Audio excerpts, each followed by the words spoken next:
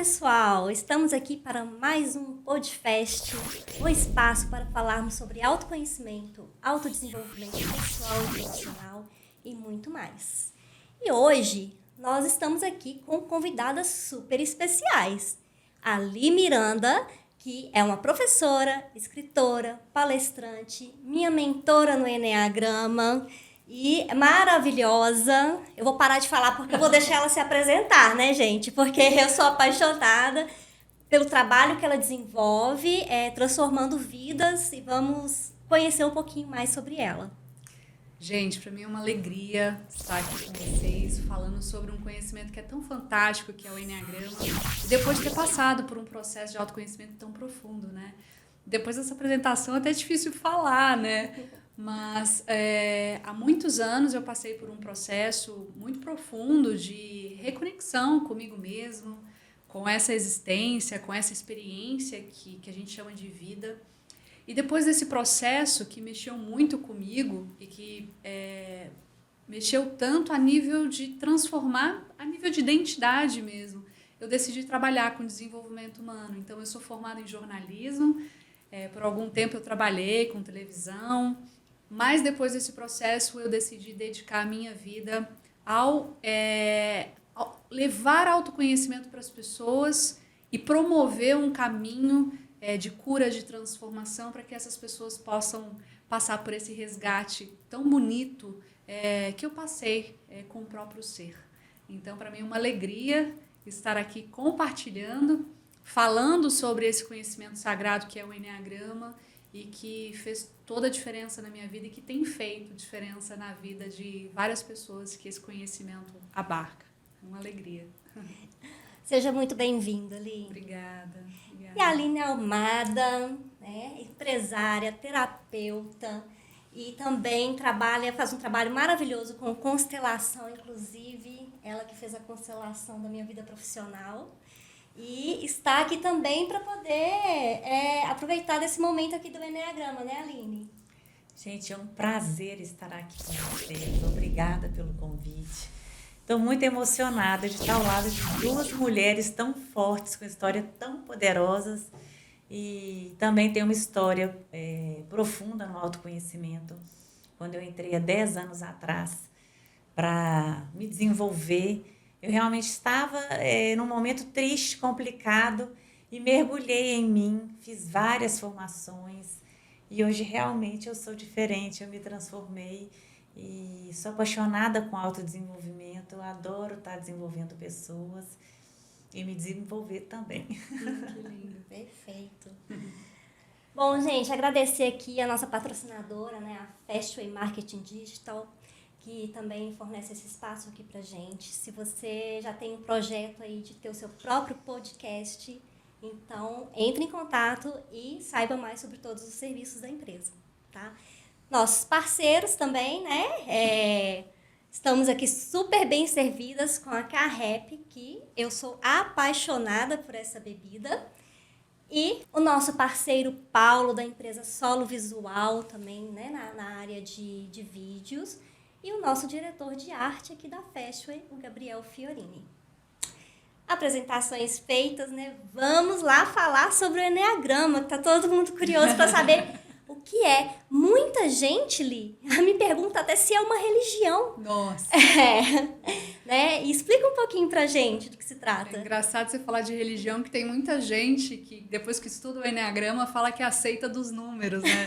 Todo mundo quer saber qual que é meu número e que energia esse número tem, né? Mas não tem nada a ver com isso. O Enneagrama não tem nada a ver com algo religioso. A gente fala que tem sim a ver com algo espiritual, mas não são todas as escolas que trazem essa visão do Enneagrama mais espiritual. Principalmente o Enneagrama, quando ele é dado em empresas, não tem essa abordagem espiritual. E aí vai para um olhar mais comportamental. Então, falando resumidamente o que vem a ser o Enneagrama, existem várias formas de olhar para esse símbolo sagrado. E uma das formas de olhar tem a ver com o estudo dos 9 perfis psicológicos. Então, o Enneagrama, não existe um documento falando quem criou o Enneagrama ou quem descobriu o Enneagrama. O que existe, né, é um um entendimento e um estudo falando que um mestre espiritual armênio, George Gurdjieff, em uma das suas andanças e buscas pelo conhecimento do ser humano, ele encontra o símbolo do eneagrama e a partir daí ele começa a desvendar esse símbolo. Ele começa a falar principalmente sobre as leis que regem esse símbolo, que é o eneagrama ele tem um círculo, um triângulo e um hexagrama. Então, George Gurdjieff começa a trazer para a humanidade, posteriormente, depois dos seus estudos, um entendimento para esses 3 símbolos, né? Então, o círculo fala sobre a lei do 1, o triângulo fala sobre a lei do 3 e o hexagrama fala sobre a lei do 7, ou a lei de processos. E, posteriormente, depois que Gurdjieff fala sobre esse símbolo e traz o eneagrama de processos, alguns outros estudiosos, e aí a gente está falando de Oscar Ichaço, e a gente fala principalmente de Cláudio Naranjo, que foi um psiquiatra, eles dois começam a estudar isso que Gurdjieff trazia do eneagrama mais espiritual, o eneagrama de processos, e como eles tinham uma visão muito da psiquiatria e da psicologia, eles começam a trazer esse conhecimento para dentro dessa área da psicologia e da psiquiatria. E aí que a gente começa a falar sobre os tipos psicológicos, né? Hoje, na nossa escola, a gente traz muito o eneagrama psicológico, dos tipos de personalidade, mas a gente vai no nível mais profundo também e a gente fala sobre propósito de vida, sobre cada um de nós, ao identificar o seu tipo de personalidade, encontrar a sua missão de vida, aquilo que você veio realizar nessa experiência, né, que a gente chama de vida. Então, assim, resumidamente, uma das principais formas de olhar para o eneagrama hoje é o estudo dos 9 tipos psicológicos. E somos, sim, diferentes. E muitas pessoas chegam com preconceito, achando que o eneagrama vai te colocar um estereótipo, vai te colocar dentro de uma caixinha, só que é muito pelo contrário. Nós, inconscientemente, ao virmos para essa existência, nós nos colocamos numa caixinha. E a gente fica ali uma vida inteira vivendo comportamentos, crenças e valores estereotipados daquele tipo psíquico, aquele modelo psíquico. E quando a gente estuda o eneagrama, ele te dá uma chave para você sair dessa caixinha. Tá? Então, a Kátia, por exemplo, ela fez o curso e ela se identificou no tipo 9. O tipo 9 vai ter uma característica de comportamento que, se ela não toma consciência, ela vai ficar a vida inteira dentro daquela caixinha, pensando de uma forma limitada, sentindo de uma forma limitada. E quando ela conhece sobre o tipo psicológico dela, entende os seus vícios mentais, emocionais e físicos, ela tem a oportunidade e a opção de fazer uma escolha, de continuar seguindo esse padrão ou fazer tudo diferente. Então, é mais ou menos isso, resumidamente. Gente, é muito interessante, né? Porque você falou do 1, do 3, do 7, falou de 3 símbolos também. E como os símbolos e os números, né, impactam a nossa vida, como a matemática, Pitágoras, influenciam, e muitas vezes a gente não tem essa atenção, né, de estar ligando os números, símbolos ao universo, ao nosso universo interno. E aí você vem com toda essa bagagem de conhecimento e dá uma curiosidade, a gente quer saber mais. Gente, qual é o número que impacta a minha vida, né? Como eu posso estar me transformando? E eu sou apaixonada por esse tipo de conhecimento. A gente percebe que em vários conhecimentos acaba te levando para o mesmo lugar, né? Muitas pessoas conectam o eneagrama a Pitágoras, mas não tem nada documentado de que Pitágoras acessou o eneagrama. Só que para quem conhece, por exemplo, a numerologia pitagórica, entende um pouco, ele fala sobre 9 pontos ali. É um pouco diferente dos tipos do eneagrama, mas ele está falando de número, ele está falando de frequência energética. Então, quando a gente começa a aprofundar no eneagrama, a gente começa a entender que tudo tem uma frequência. A fonte é a mesma. Os seus mesma. cachorrinhos, os seus gatinhos têm a frequência de um dos 9 tipos. E não tem como a gente fugir disso ou negar. Existe, é o que é. O que te cabe é estudar essa frequência, como ela atua em você com baixo nível de consciência e elevar esse nível de consciência para que você possa manifestar o melhor aspecto da sua frequência. Isso se trata o estudo do eneagrama. E a gente fica apaixonada aqui ouvindo ela falar, né? Porque é muito incrível, é um conhecimento, assim, maravilhoso que transforma totalmente a vida. E a gente fala que o trabalho de autodesenvolvimento com o Eneagrama Raiz, que é o Eneagrama que fala muito sobre humanidade, sobre unidade, sobre unicidade e autocompaixão, realmente é um conhecimento que tudo que te leva para o oposto disso, para o auto-julgamento, para a culpa, não tem nada a ver com o Eneagrama espiritual, entende? Então, o que eu acho mais fantástico é porque a pessoa ela pode chegar em qualquer nível de consciência, iniciando uma jornada de autoconhecimento, já tendo trabalhado muito. E a aspiração máxima do Eneagrama é autocompaixão, autorresponsabilidade. A gente pode, sim, nos desenvolvermos sem sofrimento. A dor ela é inevitável, porque a gente olhar para o nosso ego, olhar para as nossas máscaras, olhar para aquela paixão que atua em nós, muitas vezes não é fácil. Né? Um tipo 3, muitas vezes se deparar com uma paixão da vaidade ou do auto-engano e olhar para toda uma vida e perceber que se auto-enganou uma vida inteira e que ficou vibrando muito na vaidade não é simples. Mas se você consegue olhar para as suas sombras com autocompaixão e com eu adulto, faz toda a diferença. E acaba sendo um caminho que é muitas vezes doloroso sim, mas é muito sagrado. E é muito lindo ao mesmo tempo. Eu acho lindo porque pessoas com o mesmo eneatipo, né? O meu 3.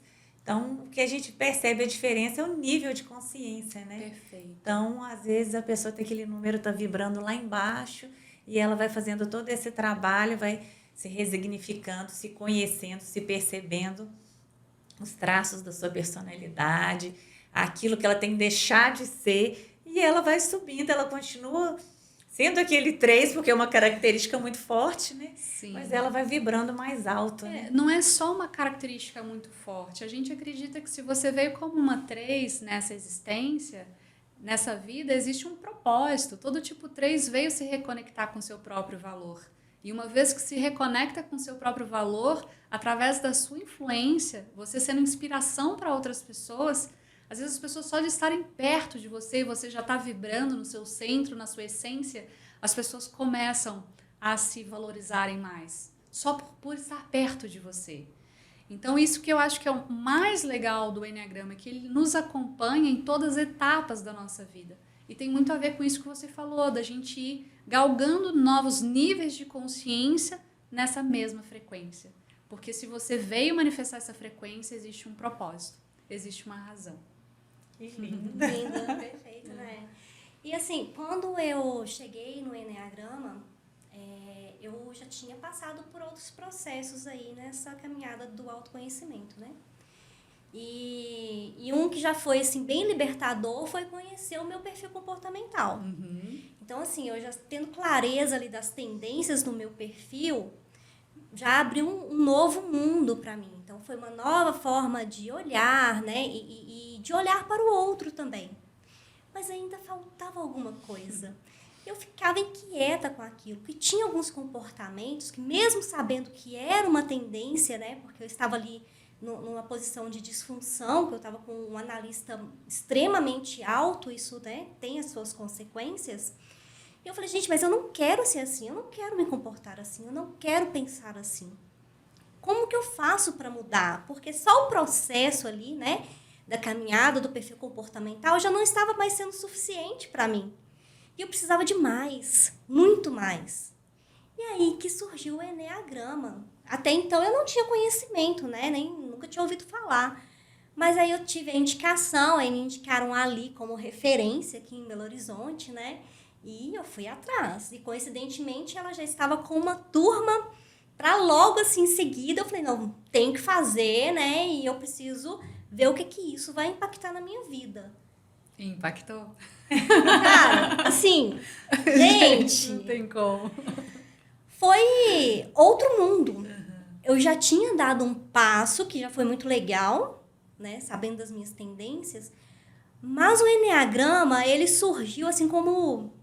Fala assim, o laço da verdade da Mulher Maravilha. Porque ele pegou, englobou tudo que eu já tinha feito, aquela caminhada, constelação, né, tarô terapêutico, perfil comportamental, vivências, várias vivências. Ele pegou, uniu tudo isso, deu aquela amarrada e me mostrou essência, sabe? Então, foi uma virada de chave que potencializou. Então, é como se eu já estivesse, assim, né, conquistando ali de pouquinho em pouquinho, mas o Eneagrama me deu um salto maior, porque esse entendimento fez toda a diferença. E eu vejo muito, porque chegam vários tipos de pessoas, e pessoas, assim, em vários níveis de consciência.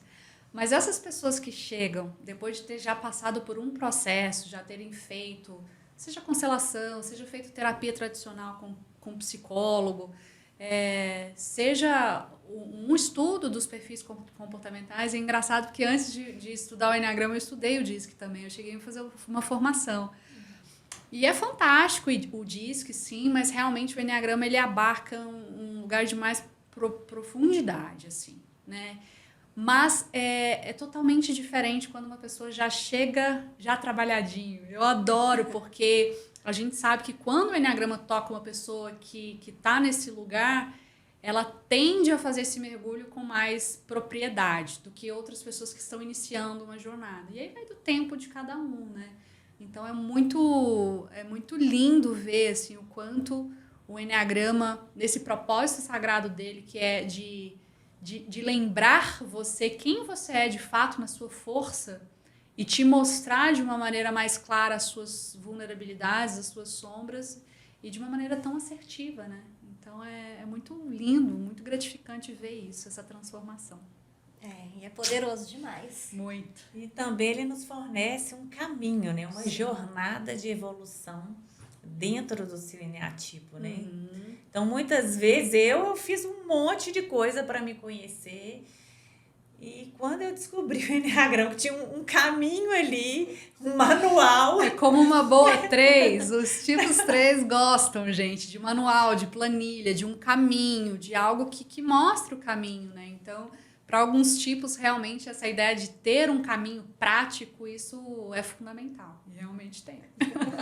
Bons caminhos. Bons caminhos. Tem muita descoberta ainda pela frente, né? Sim. Aproveita e fala como que foi para você esse contato com o Eneagrama.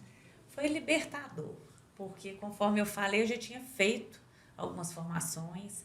Minha primeira formação há 10 anos atrás foi no PNL.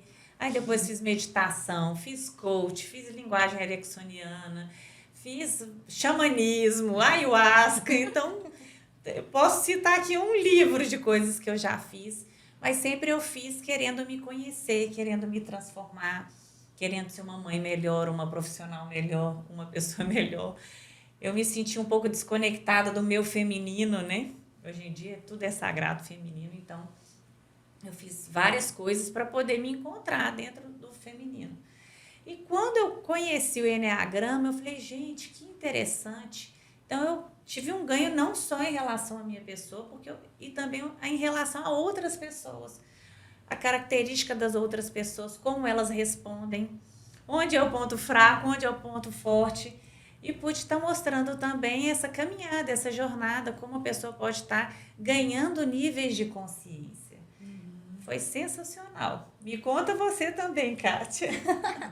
Não, para mim foi dessa forma, né? Que eu tinha colocado aqui, já emendando ali.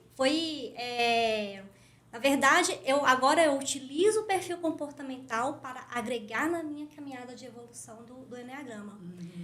Porque ali, sabendo as tendências comportamentais e sabendo como que eu estou em cada um, porque o relatório, né, do perfil comportamental, ele te traz ali em percentuais, traz gráficos, te mostra como que está a sua situação no momento mesmo, né? Então, você tendo essa visão assim, conseguindo racionalizar mais, você consegue meio que trilhar ali um caminho, uma bússola. Então, eu já sabendo o que eu preciso fazer, né, que no caso do meu tipo do Eneagrama, onde que é meu ponto de impulso, que é no 3, né? E o meu desafio, eu utilizo as tendências do perfil comportamental para potencializar esse processo. Perfeito. Então, é assim que eu mesclo as duas ferramentas. Olha, me fala um pouquinho sobre asas. O que é isso? Explica melhor pra gente. Então, não sei se na edição a gente consegue colocar o símbolozinho do Enneagrama, mas se sim, ótimo. Dentro do símbolo, a gente vai ter os 9 tipos, né? Começar lá por cima, 9, 1, 2, 3, né? Até fechar a mandala. As asas são os nossos vizinhos. Então, por exemplo, a Kati, como um 9, ela vai ter a asa no ponto 8 e no ponto 1. E a gente recebe influência. Na verdade, nós recebemos influência de 5 pontos. Primeiro, o nosso. Então, você como uma 3, você vai ter muito das características do 3. E a dica que eu dou é, cara, não fica querendo trabalhar todos os pontos do Enneagrama em você. Faz seu trabalho de para casa, que é integrar o ponto 3 e tudo que precisa ser integrado, que já está de bom tamanho. Porque tem muitas das pessoas que querem, mas eu tenho um pouquinho de todos, tem que integrar todos. Cara, se preocupa a princípio em integrar o teu ponto e depois a gente começa a trabalhar os outros. Então, das 5 influências que a gente mais tem na nossa vida, o nosso tipo central, dominante, então no teu caso o 3, você vai ter influência das suas 2 asas. Então, você como um 3, você vai ter a asa 2 e a asa 4. Algumas escolas trabalham com a ideia de que a gente recebe uma influência maior de uma das asas. Então, a gente até fala que a gente precisa trabalhar a asa subutilizada, ou seja, a asa que eu não trabalho tanto, que eu não vou nela tanto. Então, você, dentro do seu autoconhecimento, você aprofundando um pouco mais no Enneagrama, você mesmo vai ter essa consciência. Se você é uma 3 que acessa mais o ponto 4, ou seja, uma 3 realizadora, muitas vezes Mulher Maravilha, que vai no 4, muitas vezes na fantasia, na arte, na criatividade, muitas vezes no drama também, né? Nesse lance de buscar muito a dor, o sofrimento e um pouco de apego nisso. Ou se você é uma 3, a realizadora, a Mulher Maravilha, que vai muito no ponto 2, que está mais a serviço do outro, cuida do outro, usa toda a sua realização a serviço do outro. Então, um desses 2 pontos você acessa mais. Então, além do seu ponto dominante, ter um pouquinho das 2 asas, mais de uma, você também tem o acesso às suas flechas, que é o que a gente sempre fala como caminho de desenvolvimento. Então, no símbolo, você vai ver que, por exemplo, o 3 ele está conectado no 6 e no 9, além de receber influência das 2 asas, do 2 e do 4. Então, esses 2 pontos têm muito a te dizer sobre quem você é e o que você precisa fazer para você integrar este ponto. No caso do 3, ele vai ter uma flechinha no 6, né? No 9, então... tua maior busca com o Enneagrama é entender o que esses 2 pontos têm de melhor e buscar o de melhor desses 2 pontos para que você possa se integrar. Parece um pouco complexo e é um pouco complexo, não é um conhecimento básico, simples. Mas quando a gente aprofunda e estuda, a gente vê que faz uma lógica tão grande e você começa a entender que se você não vai nessas flechinhas buscando os aspectos positivos, você vai lá como ponto de estresse. Então, você capta aspectos negativos desse ponto quando você, como uma tipo 3, está em estresse. Difícil? Complexo? Um pouco, mas interessante, gera uma curiosidade. Igual o meu também, né? O tipo 9, ele vai lá ganhar força no tipo 3. Meu ponto de impulso ali para poder na verdade, o 3, o 9, ele vai muito no 3 recuperar o teu valor, a tua própria identidade, né? Porque o 9, quando ele não tem essa consciência, ele se desconecta do próprio valor. Então, ele fica muitas vezes vivendo para criar harmonia e muitas vezes vivendo pelo outro. Ele se desconecta da paixão pessoal. Então, o que o 9 vai buscar no 3? A paixão pessoal. Porque ninguém é melhor que o 3 para saber o que é ter paixão pessoal. Então, essa força, ele busca no 3. De, cara, eu vim fazer algo e a minha vida tem muito valor. Né? Então, essa é uma das dinâmicas do 9. E eu tenho, né? Meu esposo, minha parceira e amiga aqui, 3. Para poder estar me lembrando disso constantemente. Legal. empurrando, e são as pessoas, assim, que acreditam em mim mais do que eu mesma. Então, eu recebo muito apoio do 3. Ó, como tua professora acreditava em mim mais do que eu, que hoje você acredita. Ótimo. Não, Vamos ressignificar isso daí, né? Ressignificado. Eu tava conversando com ela antes de você chegar ali, que, assim, né, existe uma Kátia antes e depois do Enneagrama. E isso é nítido para quem convive comigo. E é verdade, eu sempre falei com a Kátia, Kátia, eu vejo coisas em você que você não tá vendo, você tá olhando para outras coisas, menos para si. E quando ela realmente se conheceu, percebeu que ela não estava se olhando a essência dela, aí ela falou, não é que é mesmo que essa Aline tem razão? Tem muito valor, tem muito talento. E hoje tá aí brilhando. Obrigada. Cada tipo vai ter seu ponto fraco e sua dor. E a dor do 9 é não reconhecer o próprio tamanho. E ele é um dos maiores do Enneagrama. Ele é muito grande. Ele é muito potente. Mas para ele fazer esse processo de reconexão é um trabalho de uma vida. É muito processo que a gente precisa fazer. Porque na nossa maior dor está a nossa maior liberdade, o nosso crescimento, nossa potência, né? Não é simples, mas o bom é que você é jovem, tem a vida inteira pela frente para fazer esse caminho de reconexão com essa potência, né, que você é.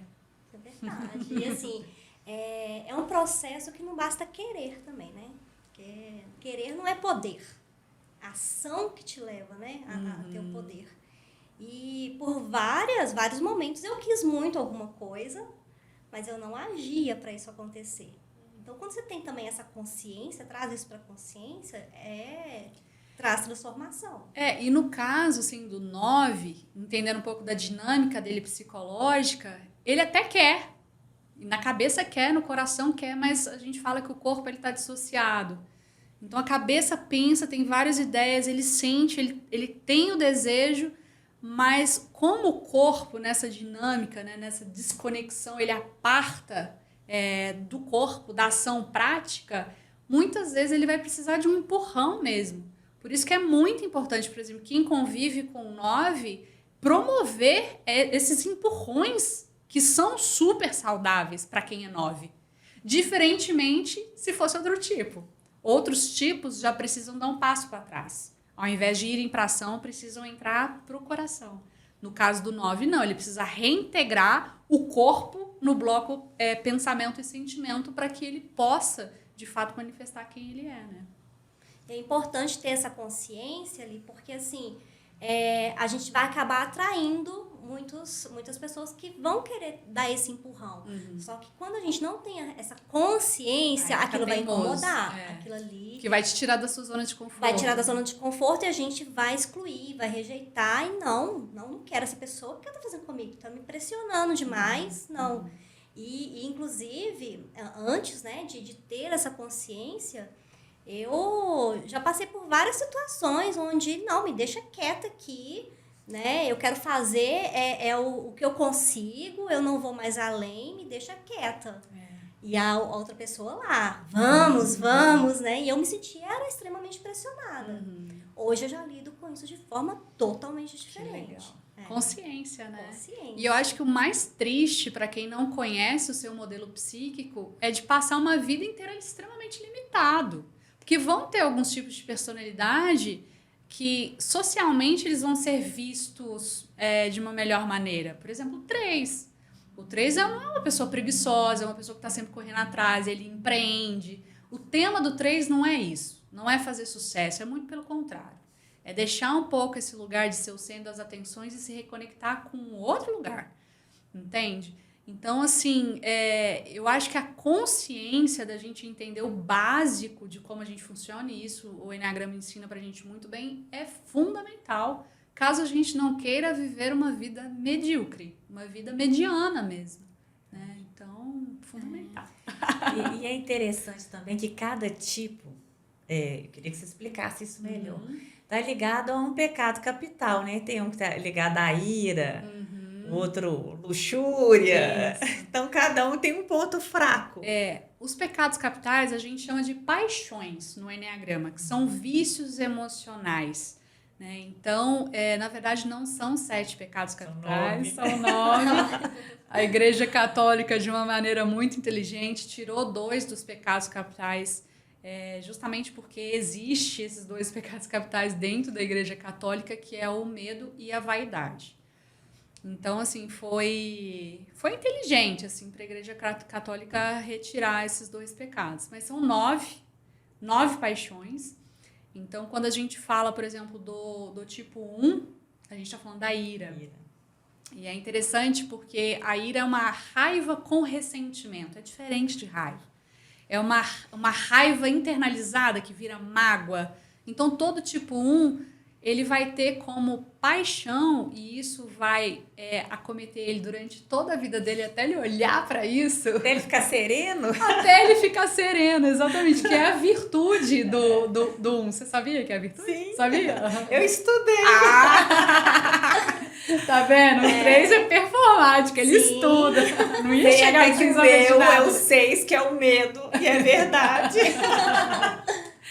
Então, o 1 vai ter que olhar para a ira, e não que ele não vai ter que lidar mais com a ira depois do processo de autoconhecimento. Ele continua lidando, porque faz parte do modelo psicológico dele. Então, ele vai ter que lidar com a ira pro resto da vida. Só que lidar com algo que você conhece faz toda a diferença. Ele lida com consciência, né? É outra coisa. Um trabalho que o Enneagrama ajuda muito é na purificação do coração. Então, enquanto estamos muito robotizados, vivendo essa normose, vivendo esse adormecimento da alma e do ser, estamos muito contaminados por vícios emocionais.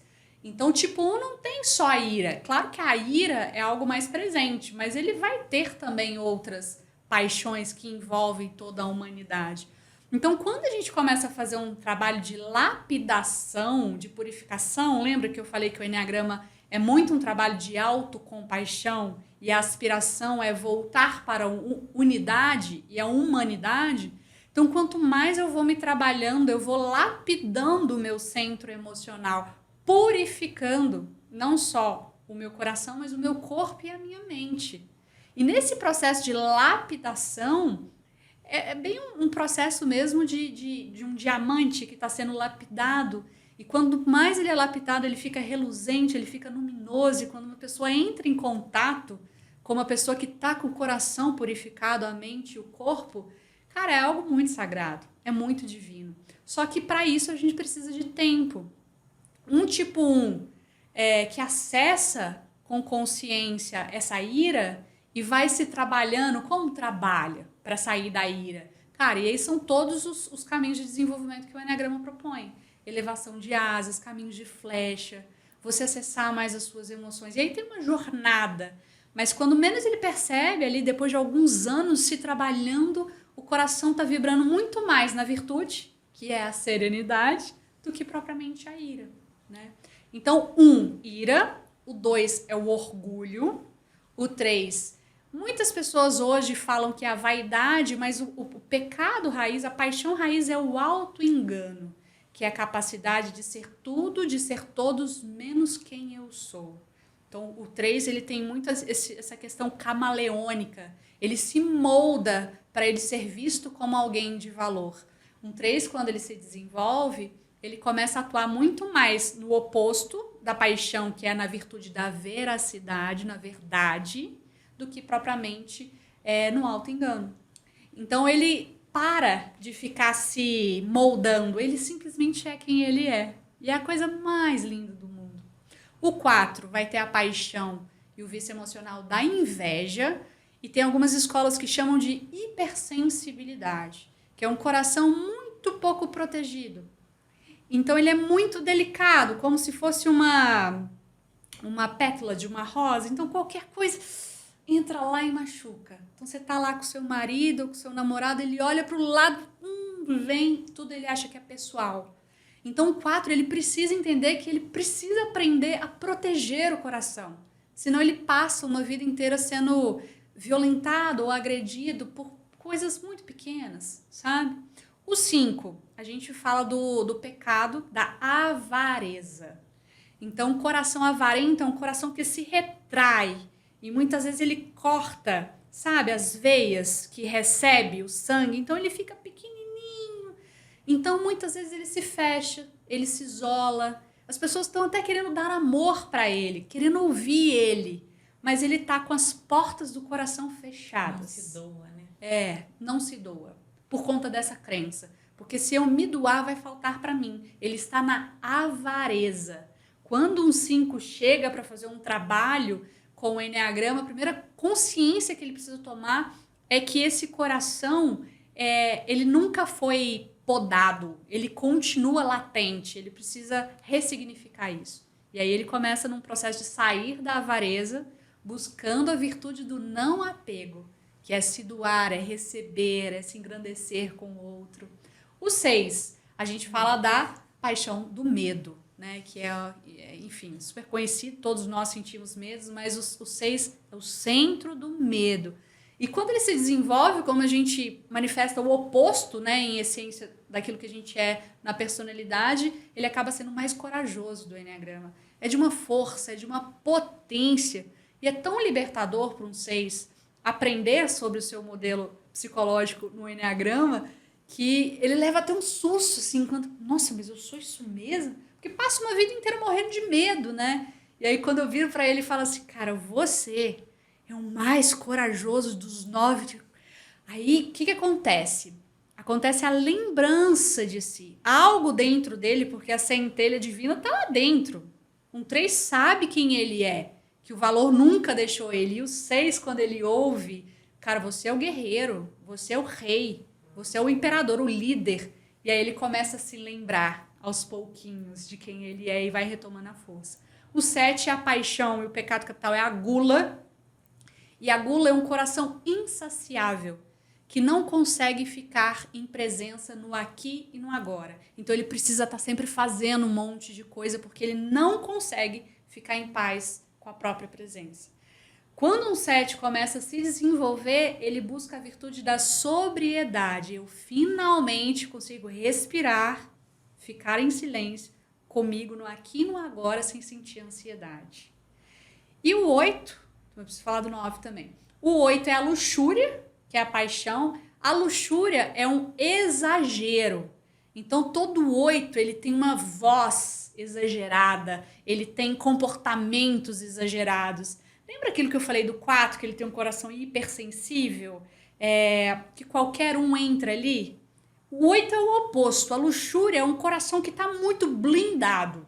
Ele criou muitas couraças, então para você acessar esse coração é muito difícil. Então o que um 8 precisa fazer para sair da luxúria? Buscar a inocência, que é, deixa eu tirar um pouquinho dessas armaduras e deixa eu começar a sentir a vida como uma criança inocente. E o 9, para a gente finalizar, vai ter o pecado, né, capital, ou a paixão da preguiça. E a preguiça não é para fazer pelo outro, porque ele faz muito pelo outro.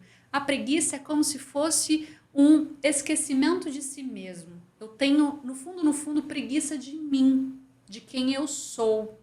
Então, quando vem a minha prioridade, sabe, tirar uma carteira de motorista, realizar o projeto dos meus sonhos, ele começa a ficar anestesiado, vem aquela preguiça, isso aqui pode esperar para amanhã.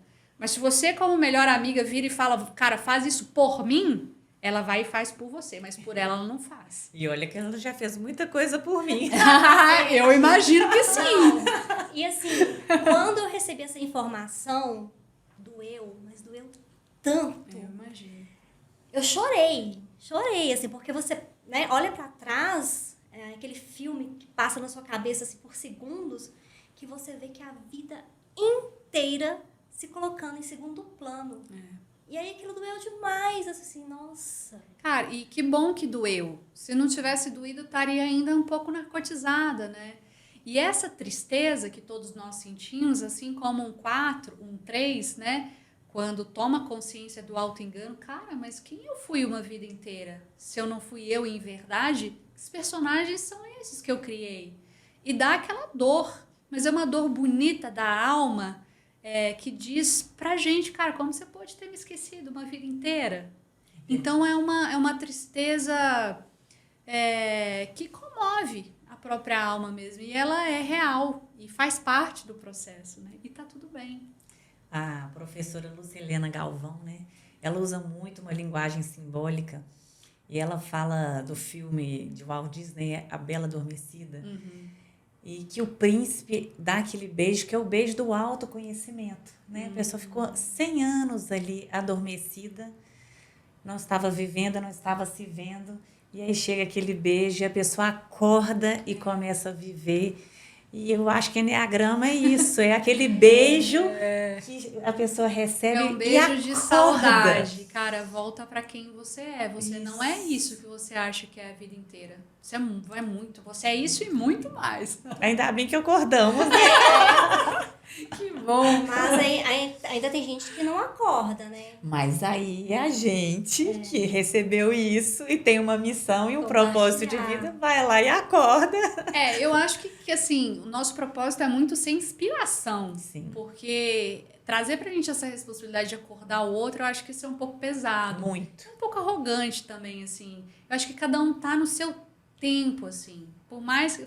Tem lá minha família, santo de casa não faz milagre, né? Até que minha mãe, por exemplo, acompanhou muito meu processo. Mas meus irmãos, cara, fizeram o Enneagrama, mas seguem vivendo o teu propósito, o propósito de alma deles, a história deles, assim. Eu já fui muito dessas, assim, lá no início, de querer levar todo mundo. Presunção, né? Cara, e depois as pessoas até vêm forçadas e elas não estão no time. Ainda precisam passar por algumas coisas. Ou às vezes nem é nessa vida, nessa existência que ela vai fazer esse movimento. Cara, e tá tudo bem. Sim. Esse lugar, eu acho que de humildade, de entendimento, traz até uma paz pra gente também. A gente não tá aqui pra mudar ninguém. Sim. Só da gente se transformar e se mudar já é uma baita cooperação para transformação de um mundo que tá adormecido para um mundo que deseja acordar, né? Não, e assim, eu acho que todo mundo que passa por esse processo acaba tendo esse mesmo comportamento, né? Porque, nossa, foi tão fantástico pra mim que eu quero que todos à minha volta se curem. Aí eu quero trabalhar com os colaboradores, quero trabalhar com parceiros, com os amigos e tudo. E aí acontece isso, né? Às vezes a gente levar uma informação que é tão valiosa e a pessoa não dá atenção devida, não quer continuar. E isso aí aconteceu demais comigo. Eu imagino. E eu acho que a gente tem que falar sim. Se você tem a oportunidade de reunir, por exemplo, os seus funcionários e falar, cara, que em 30, se um ouvir e falar, cara, pescou assim, já tá bom, já tá maravilhoso. É a lei da semeadura, né? Um lança semente, o outro a água e um dia vai brotar. Sempre Ou quando não. eu tenho oportunidade numa roda, assim, que eu tô fora, assim, do meu nicho, assim, se me dá uma oportunidade, eu falo. E tento, ao máximo, colocar uma intenção de amor, de consciência. Uns vão pescar, os outros vai entrar no ouvido e vai sair pelo outro. E tá tudo bem. E você tem que falar mesmo, que você fala com uma paixão. Eu falo, que a todo gente mundo quer fala saber. isso. A gente fica aqui vidrado, né? Olha, Olhando brilha. lá. É maravilhoso. Eu acho que é porque aconteceu de uma maneira muito forte na minha vida a transformação. E eu tenho uma crença de que eu já, assim, eu acredito em vidas passadas, né? Ou vidas simultâneas, paralelas, sei lá. Eu tenho crenças, assim. E eu acho que em outras experiências de vida, eu acho que eu já trabalhei com o Enneagrama. Porque é algo tão sagrado para mim, é algo tão... uma paixão mesmo, sabe? Que eu não consigo pensar na possibilidade que eu só me encontrei com isso agora, sabe? Já estava lá, né? Já Você só estava lá. resgatou. Já estava, tenho certeza. E é interessante essa questão também dos níveis de consciência, porque cada um tá num mergulho de uma profundidade diferente, né? Tá ali só com um pezinho naquela piscina infantil, e tem outros que já estão mergulhando fundo mesmo, né? E aí eu li também recentemente sobre aquele paralelo que faz com a pílula azul e a pílula vermelha, né? E é bem isso mesmo, porque muitas pessoas, inclusive assim, que eu conheço, já tentaram iniciar essa jornada, mas doeu demais e voltaram. Então, assim, você dar de cara com a sua verdade não é um processo simples. Não é. E eu acho que para a pessoa dar sequência nesse trabalho, ou ela tem que estar no time mesmo, espiritual, ou ela tem que estar num sofrimento muito profundo, num processo de, cara, eu não quero mais essa vida. Para mim foi um pouco disso, assim. Eu acho que eu fui acometida por sensações, por sentimentos, por questões que não dá nem para explicar. Tão jovem, eu não tinha outra escolha a não ser mergulhar neste caminho. Meu sofrimento era tão latente, era tão grande, e as pessoas ao meu redor estavam tão vulneráveis, sem saber o que fazer, que eu não tive outra opção a não ser seguir no flow natural da minha vida para onde a vida queria me levar. Não tive opção, né? Então eu acredito que a pessoa, ela só vai a fundo se ela tá num time espiritual mesmo de, cara, nessa vida eu escolhi despertar e fazer diferente, ou ela tá num sofrimento muito profundo, sabe? Porque caso contrário, se a pessoa ainda vive numa zona de conforto, se as questões ali da personalidade ainda dá uma falsa sensação de que tá tudo bem, cara, ela vai ficar ali. E a gente não pode fazer nada. E tá tudo bem. E tá tudo bem. Normalmente vem pela dor, né? Porque se tá tudo bem, se a pessoa tá materialmente super estabelecida, profissionalmente super bem, talvez ela não vá perceber a importância de olhar para dentro, porque ela tá olhando para fora e para fora. Aí vem uma dorzinha, né? Daquelas de 30 andares do fundo do poço para baixo, e a pessoa fala, não, eu tenho que sair daqui. Eu tenho que dar um jeito de encontrar ferramentas potentes para poder sair desse estado de sofrimento. Né? É isso. A própria Lúcia Helena Galvão, ela fala que a consciência se dá a partir das polaridades, né? É o experimentar estar bem e experimentar estar muito mal. Luz e sombra. Se a pessoa ela tá vivendo só ali na luz, tá tudo ok, sem experimentar essa outra polaridade, não vai ter a interseção da terceira força, trazendo essa consciência, trazendo essa transformação, né? Então a gente está falando de uma lei espiritual. Para que haja uma terceira força, precisa existir uma fricção, precisa existir essa polarização entre eu saber o que é estar bem, feliz, integrada, e experimentar outra polaridade também, que é a sombra mesmo. Para que aí sim eu busque um caminho de integração, né? Foi o que aconteceu comigo, assim, né? Fazer um relato. Depois, há 18 anos atrás, a minha mãe faleceu. E aí, nesse momento, eu estava numa época de muita realização. Só que isso foi um marco para mim. É como se tivesse travado a minha vida ali naquele momento. E aí, eu me recolhi, né? E não quis mais avançar. Então, ou seja, eu passei a evitar vários conflitos, a evitar coisas desconfortáveis. Passei a viver uma vida de ilusão, né? Muito protegida. Tive também o meu marido que me protegeu demais. Então, eu fiquei ali naquele mundinho. Eu não fui exposta depois disso. Eu fiquei um tempo sem exposição ao que era desconfortável, que não era natural para mim. E aí, essa super proteção, né? Lógico, tem suas consequências. E como eu já era uma pessoa, assim, muito reservada, de não me posicionar, não me expor, né? Já tinha essas características, isso só foi reforçado, né? Então, eu fiquei, como se estivesse paralisado. E aí, a narcotização tomou conta, né?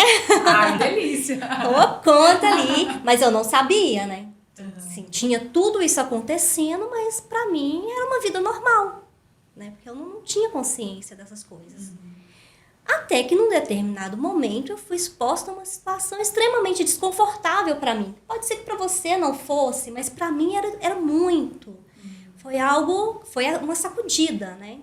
Que eu tive ali, onde despertou várias sensações aí de rejeição, de muita mágoa, traição, né? E foi um momento muito complexo na minha vida, porque a decepção era tão grande com as pessoas que eu me vi no momento onde eu coloquei para fora a seguinte frase: eu odeio as pessoas.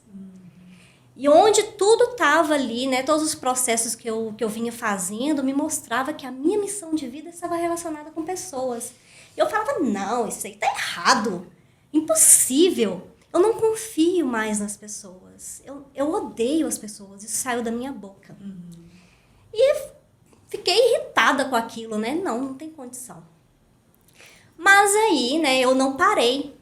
Esse foi o inicinho aí da minha jornada, depois dessa sacudida que eu levei. Eu falei, não, eu quero me descobrir, eu quero mergulhar cada vez mais fundo, porque eu acho que existe outra vida. Mesmo em vida, né? Mesmo em vida. Eu falei assim, não tem condição. Eu não posso ser essa pessoa tão frágil, eu não posso ser essa pessoa que se ressente. Então, eu fui atrás, eu fui em busca. Cara, olha a busca de um 9. Existe melhor. Existe. Eu falei, isso é muito eu perdi potente, uma cara. amizade enquanto eu tava nesse mundo de ilusão ali, né? Voltando pra casinha. Eu perdi uma amizade que pra mim dói até hoje, porque era incrível e a amizade, mas por um ressentimento tolo. Porque naquela época eu não tinha compreensão das diferenças, então a minha régua era medida conforme o meu comportamento. Então eu esperava do outro, a expectativa era muito alta, né? Eu esperava do outro agir da mesma forma que eu agia. É uma vida na dimensão da criança e não do adulto, né? Eu acho que a maior ilusão da humanidade é ele achar que ele é adulto, só que ele vive um olhar psicológico extremamente infantilizado. Enquanto você está vivendo nos mecanismos da sua personalidade, ou seja, o seu vício emocional, a sua paixão, a sua fixação, o seu mecanismo de defesa, que é tudo isso que ela está citando, narcotização, preguiça, enfim, você está no olhar da criança. Quando você começa a se trabalhar, você começa a ter um olhar do adulto, né? Então é muito louco isso, porque pais criam filhos na ideia de que os pais são adultos e as crianças, né, são infantis, só que na maioria de nós, como adultos, estamos na mente, na psicologia infantil. E isso é muito real. O ideal seriam pais agora criar com o entendimento de enneagrama, né? Faz toda a diferença. Eu nem falo só de enneagrama, porque eu acho que tem outros conhecimentos que trazem essa consciência, não é só o enneagrama. Eu cito o enneagrama porque foi o mais impactante, assim, pra mim, né? Mas, assim, todas as ferramentas são poderosas, né? E até uma provocação que a gente pode fazer para quem tá assistindo a gente agora, né? O quanto você toca a tua vida ainda no olhar da criança, ainda projetando no teu parceiro, nas suas amizades, algo que uma criança projeta das figuras cuidadoras, ou quanto você já está sendo responsável por ser quem você é e tendo comportamentos diante a vida e as pessoas como um adulto. Essa é uma boa pergunta para a gente se fazer todos os dias. E isso reforça, quando a gente está vivendo aí nessa visão, reforça cada vez mais frustração, né? Sim. Então aí vem muita dor. A gente vai atualizando scripts, né? Então, na nossa infância, a gente cria, muitas vezes, crenças, padrões. E se eu sou um adulto que não passei por um processo de autoconhecimento, se eu não entendo o meu funcionamento, o que eu faço? Eu atraio experiências para atualizar um modelo psíquico infantilizado, criado lá na minha infância e na minha adolescência. E isso é o que mais a gente vê lá fora, gente. A gente vê as dinâmicas das relações, não só afetivas, mas parentais. O quanto a gente vê de pessoas de 40 anos de idade ainda projetando no pai e na mãe o que não recebeu lá atrás.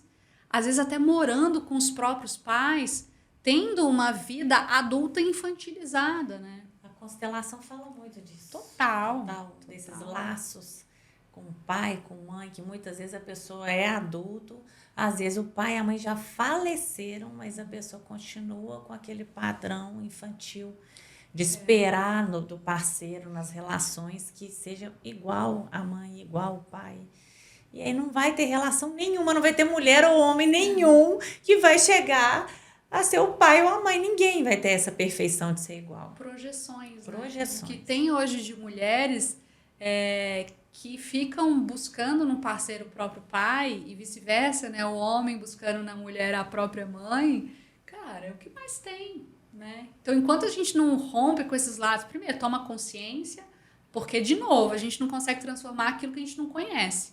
Então, o primeiro passo, e aí a gente precisa desmistificar a ideia de que autoconhecimento dói, é sofrido. Não precisa ser sofrido, gente. A gente pode olhar, passar pelo processo no adulto, olhando sim para a dor, mas vendo toda a magia, todo o sagrado e toda a beleza que é se autoconhecer. Então, fundamental. Pessoal, vocês que estão aí ouvindo a gente, Não que a gente queira mudar vocês, não é o nosso propósito mesmo, mas se dá a oportunidade de se autoconhecer, vai te colocar em um outro patamar, num outro lugar. Mais próspero, mais abundante, frequências Muito. mais altas. Relações mais saudáveis, tudo.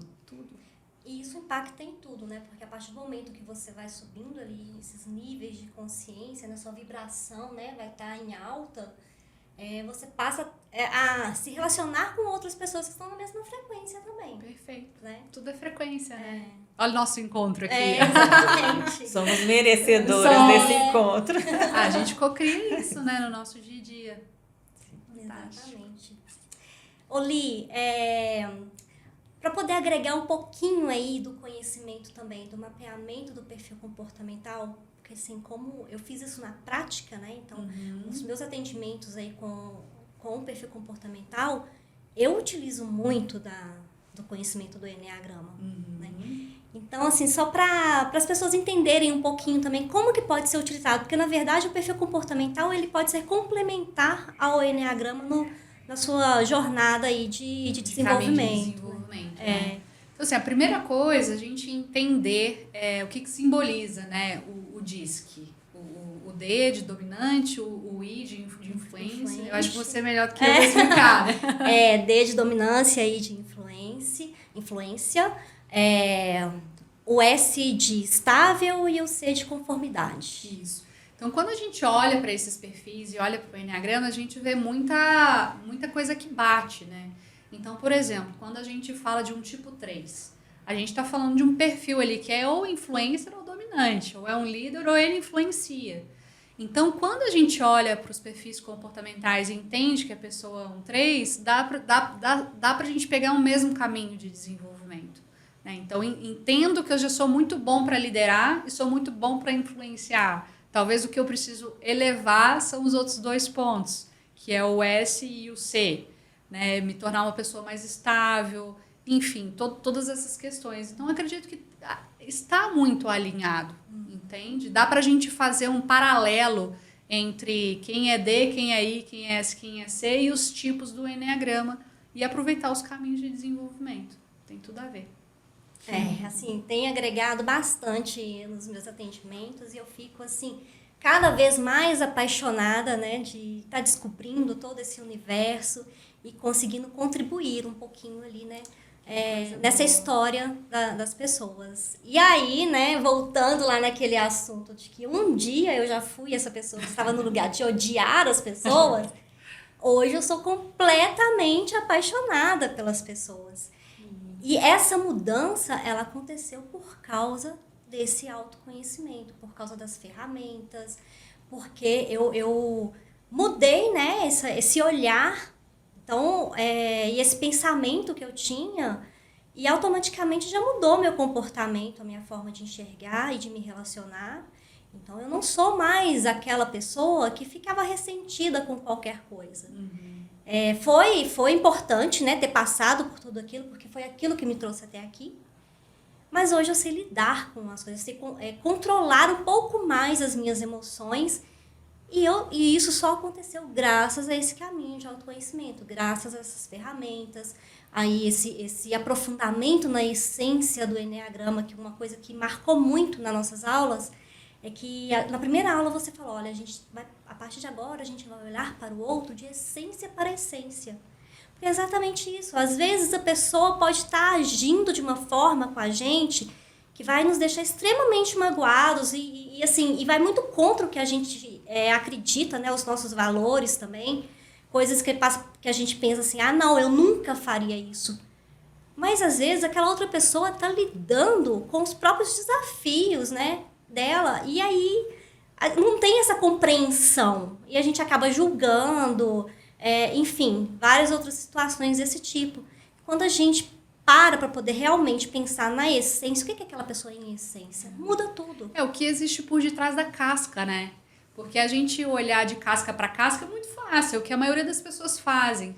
Mas daí uma pessoa que te provoca, uma pessoa que tá ali te irritando em algum nível, tá querendo te tirar do teu centro, se você consegue ter um olhar de consciência, de compaixão, por mais que o outro esteja no ego, a tua forma de receber na essência, dificilmente você vai ser convidado a entrar para uma briga.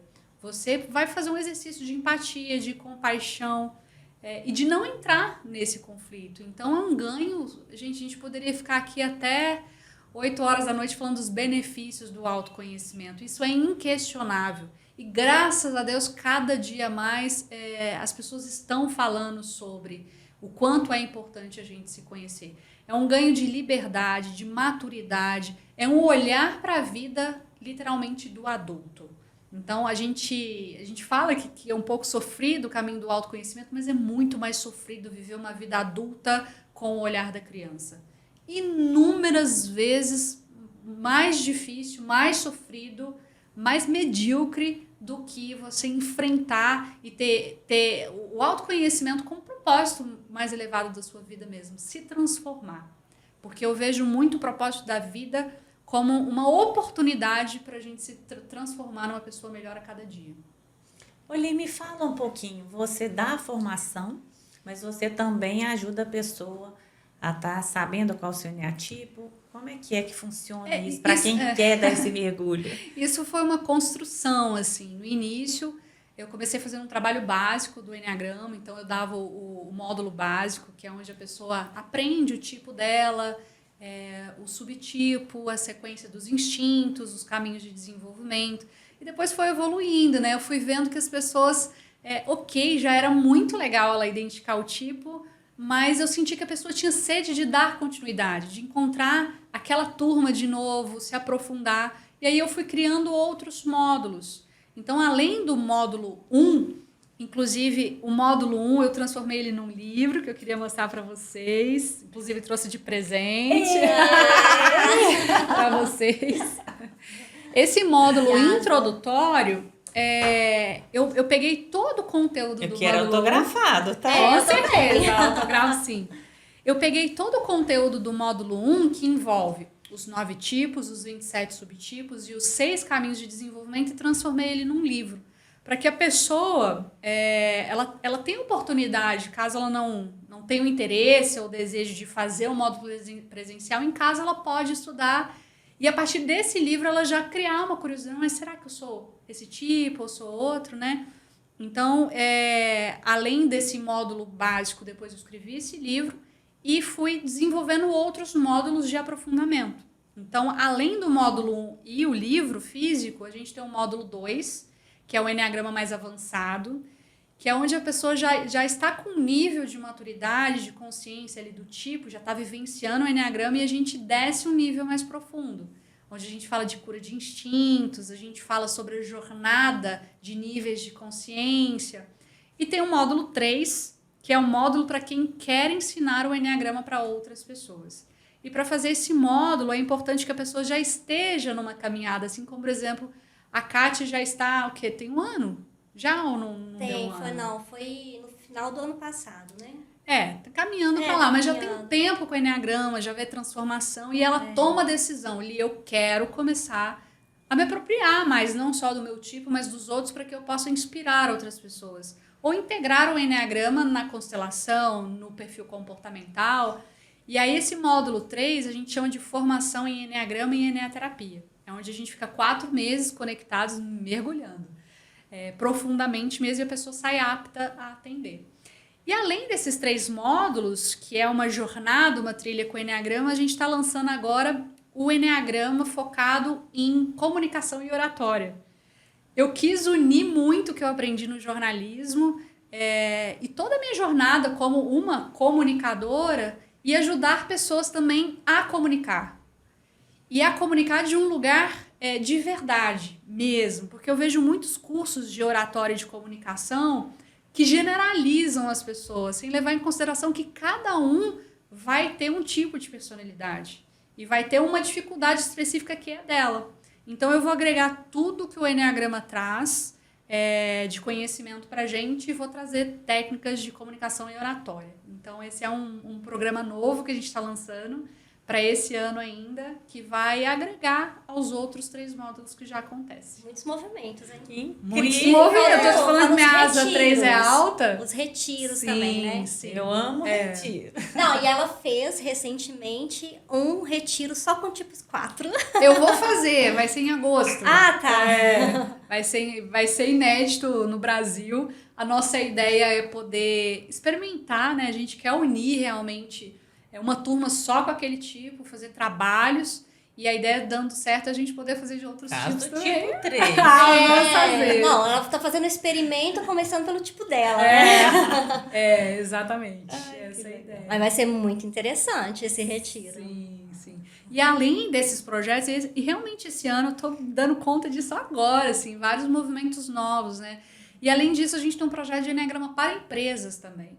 Então, poder levar o Enneagrama para promover dentro do ambiente corporativo mais empatia. Às vezes aquela pessoa ela está colocada num lugar que não é muito onde brilha aquele tipo de personalidade. Então, poder ter a oportunidade, você como líder, de relocar essa pessoa para um outro ambiente onde ela vai poder, enfim, trazer mais benefícios para a empresa. Então, esse é um projeto que a gente também está alavancando esse ano, que é levar o Enneagrama para humanizar as empresas. Ah, então a gente ainda vai se encontrar lá na frente. Eu fiz o módulo 1, o módulo 2, né? Foi. Agora eu tô numa pausa para poder absorver todo esse conhecimento. Que é colocar em fundamental. prática.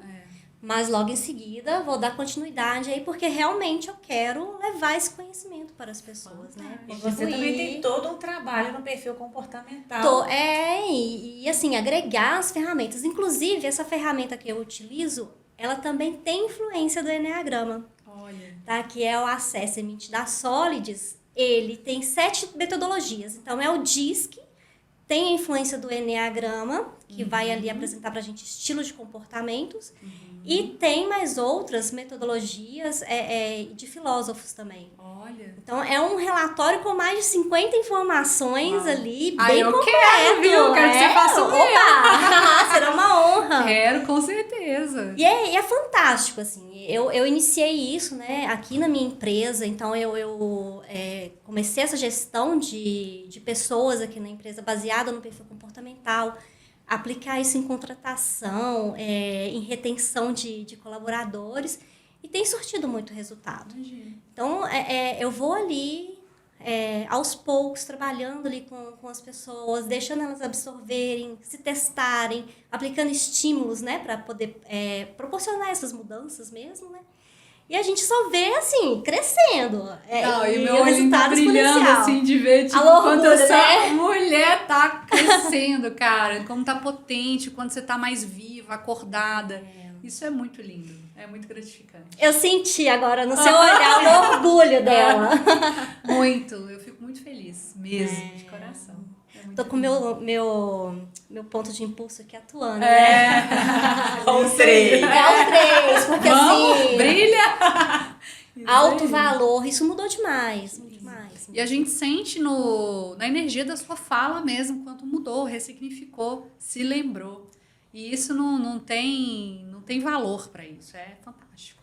Olha, e uma virada de chave que eu tive, mas aí para poder mostrar também que existem algumas dificuldades aí nesse processo, né, de aplicar as mudanças, é que uma das coisas mais impressionantes que eu aprendi quando eu descobri meu tipo é que existem muitos sonhos, muitas vontades de fazer, de realizar, mas que o corpo não acompanha, que eu tô ali na tríade física, né?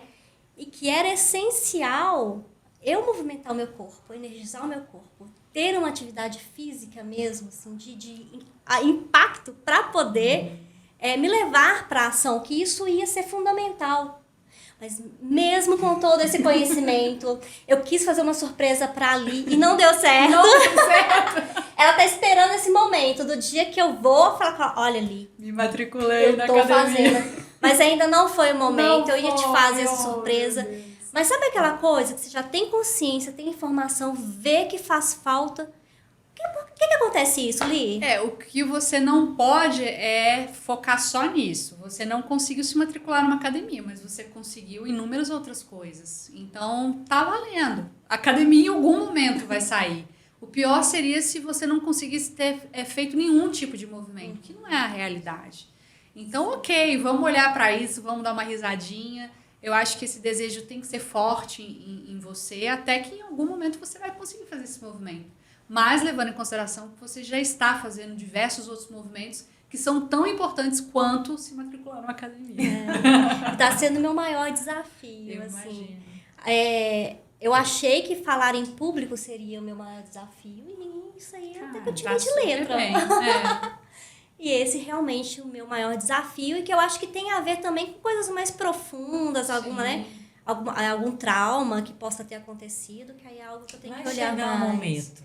Vai. O Enneagrama fala do triângulo, né? Mente, as emoções e o físico. Você vai chegar lá no físico. E é o maior desafio do 9 mesmo, né? Assim como, por exemplo, o 4, o maior desafio dele é tornar calmo emocionalmente. Isso é um grande desafio. Para um 4 desenvolver isso é uma vida inteira. Assim como para um 9, resgatar toda a potência do corpo vai exigir um tempo, persistência. E isso é fundamental para todos os tipos se desenvolverem. A persistência e saber que aquele é o meu ideal. E eu vou chegar lá em algum momento, né? Com certeza eu vou chegar. Com certeza. Gente, tá bom demais, né? Nossa, delícia. Dá pra gente conversar muita coisa, porque é um tema fantástico, enriquecedor, né? E fica o convite para todo mundo aí conhecer, ficar curioso, né? Para entender mais sobre ferramentas de autoconhecimento, perfil comportamental, enneagrama, constelação, meditação, postos de gasolina, diversas outras coisas, né? Para o autodesenvolvimento, não só pessoal, mas com profissional também, né? Perfeito. Quer deixar uma mensagem aí de motivacional para as pessoas? Eu acho que eu já deixei tantas mensagens aqui inspiradas por vocês, mas é isso. Não perca essa oportunidade de se autoconhecer. Não perca a oportunidade de lembrar quem você é e de viver o melhor que você pode viver nessa vida. Você pode ter certeza que você vai estar fazendo um grande favor para si mesmo e para todos que estão ao seu redor. E principalmente focando, que eu acho que é muito importante a gente ter esse olhar, da construção de um planeta melhor. Que eu acho que se a gente está aqui como um indivíduo se relacionando, é para que a gente possa, através desse salto de consciência, construir um mundo melhor para a gente e para os nossos. Então fica essa mensagem, se autoconheça, e se existe dentro de você essa crença de que vai ser doloroso, que vai ser sofrido, isso pode ser ressignificado. Você pode se conhecer com gentileza, com compaixão, só se certifique de fazer esse processo ao lado de pessoas e de profissionais que realmente vivem isso em verdade, com humildade, com amor, com estudo, né, com conhecimento. Isso é o principal. No mais é isso. Agradecer a vocês, né, pelo convite. Muito obrigada. Foi maravilhoso. Eu também deixo uma mensagem semelhante de procurar profissionais e pessoas de bem, e faço esse convite, se conheçam, aprofundem. Não importa o ponto que a pessoa está na vida, na jornada, mas sempre tem vida mais saudável, vida mais próspera, sempre tem oportunidade de momentos mais felizes. Então se conheça, e a Kátia é uma pessoa que pode auxiliar ali também. Eu também me coloco a serviço. E muito obrigada pela oportunidade e adorei estar com você hoje aqui. Muito bom. Muito obrigada, gente. E continue nos acompanhando. A gente vai trazer muitas outras ferramentas, né, para que vocês possam conhecer e trabalhar nessa jornada mesmo do autoconhecimento, porque existe uma vida linda lá fora, muito potencial a ser explorado. É isso. Muito obrigada. Obrigada a toda a equipe técnica aqui Sim, também, nos acompanhando. Ao Paulo, Gabriel. Ouviu a gente do início até o final. Tô doida pra saber o que eles estão achando desse papo. É isso. Muito obrigada, gente. Eu quero autógrafo. Eu também. E eu quero beber isso também.